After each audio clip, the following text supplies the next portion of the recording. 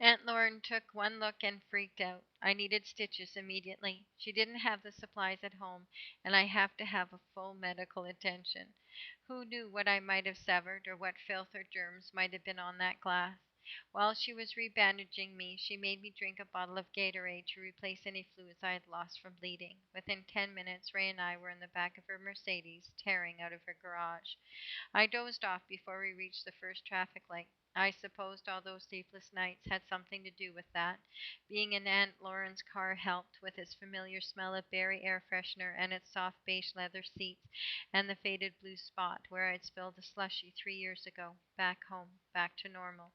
I knew it wasn't that simple. I wasn't back to normal. And Derek and Simon were still out there, and I was worried about them. But even that worry seemed to fade as the car bumped along, like I was leaving it behind in another life, a dream life, part nightmare, part not. Raising the dead, escaping from the clutches of an evil doctor, tearing through abandoned warehouses with people shooting at me. It all seemed so unreal in this familiar car. The radio station turned to WJYE, my aunt laughing at something Ray said about her choice of music, saying I complained too. So familiar, so normal, so comforting. And yet, even as I drifted off, I clung to the memories of that other life, where the dead came to life and fathers disappeared, and sorcerers conducted horrific experiments and buried the bodies under the house, and the boys could make fog appear from their fingertips or turn into wolves. Now it was over, and it was like waking up to discover I couldn't see ghosts anymore.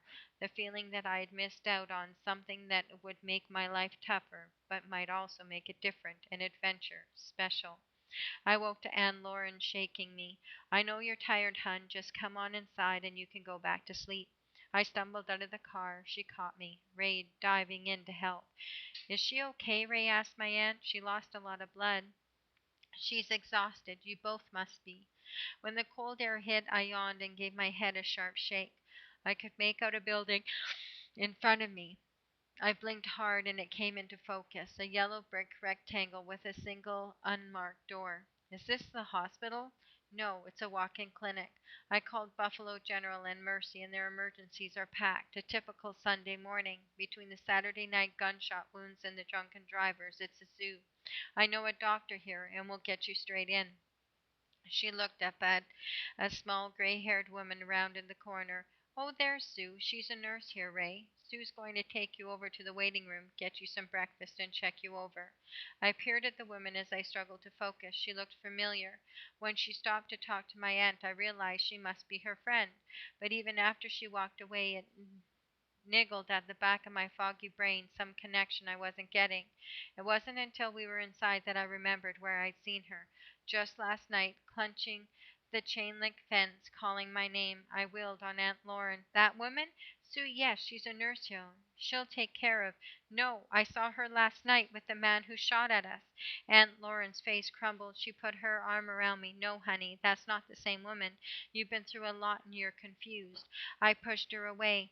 I'm not. I saw her. Is she the one who recommended Lyle House? We need to get out of here. I ducked out of her grasp and raced back to the door. I grabbed the handle, but she caught up, holding it shut. Chloe, listen to me. You need to. I need to get out. I pulled the door with both hands, but she held it fast. Please, Aunt Lauren, you don't understand. We have to get out of here. Would someone please help Dr. Fellows? A voice echoed down the hall. I turned to see Dr. David Hoff striding toward us. A man hurried past him, coming at me with a syringe.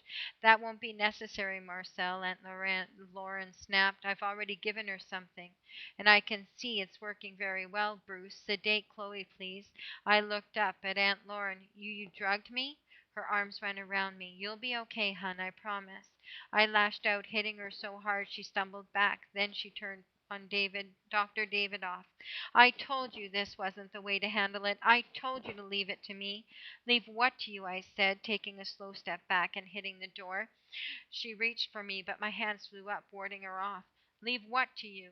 The man with the syringe caught my arm. I tried to yank away, but the needle went in. Aunt Lauren stepped toward me, mouth opening. Then a woman hurried down the hall, calling to Dr. Davidoff. The team just called in a report, sir. There's no sign of the boys. Surprise, surprise, Aunt Lauren said, turning to Dr. Davidoff. Kit taught them well. Once they're gone, they'll keep running. I warned you. We'll find them. You'd better, and when you do, I expect that brute to be handled the way he should be handled years ago. Put down like a rabid dog. Wait until you see what he did to Chloe's arm. Did Derek? I struggled against the pull of the sedative. Derek didn't do this. I cut myself. Aunt Lauren caught me as I slid down the wall. I tried to push her away, but my arms wouldn't respond. She shouted for them to hurry with the stretcher, then leaned over me, holding me steady. You don't need to cover for him, Chloe, she whispered. Who knew what he was? We knew what he was. A glare back at Dr. David Hoff, a monster. One thing didn't belong in the. I didn't catch the next few words. The hall flickered, fading. When I focused, I saw her face over mine. But we won't let him hurt Simon, Chloe. I promise you that. When you wake up, you're going to help us find Simon and bring him home. I know he's important to you. He's important to all of us. You all are. You, Rachel, Simon, and Victoria. Very special. Your everything went dark. I love you, baby girl. I can't wait to read the last chapter to you when you come home.